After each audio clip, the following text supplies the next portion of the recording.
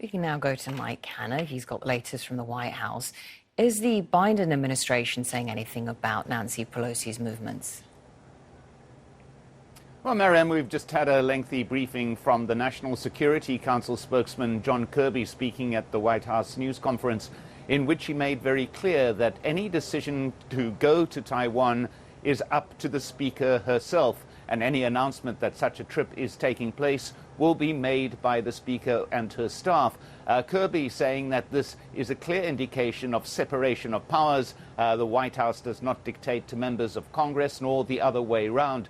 However, John Kirby made very clear that Nancy Pelosi has every right, as he puts it, to visit Taiwan. He says the move is not unprecedented. Back in 1997, the then Speaker Newt Gingrich visited Taiwan. And in recent months, members of Congress have been visiting Taiwan.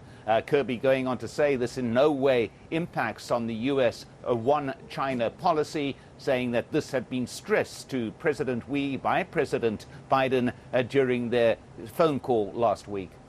But I guess for China, it's deeply provocative. Could it cause even more tension between Washington and Beijing? Well, this is one of the fears. Certainly we heard that from the National Security Council spokesman, saying that China is adopting a more threatening posture. It is making military movements. It is sending aircraft over the Straits of Taiwan. It is clearly ramping up its posture, says the National Security Council spokesperson. And he said this is a problem, because in this type of situation of heightened tensions, then you can get misunderstandings. So certainly the National Security Council and the military in the U.S. are concerned about what is happening, concerned about China's reaction, and concerned as well, as I said, about any misunderstandings, mistakes occurring. But John Kirby went on to say that this is all up to China. The U.S. remains committed to dialogue, he says. It remains committed to its policy, which is unchanging towards China. This does not mean any change in its policy towards Taiwan.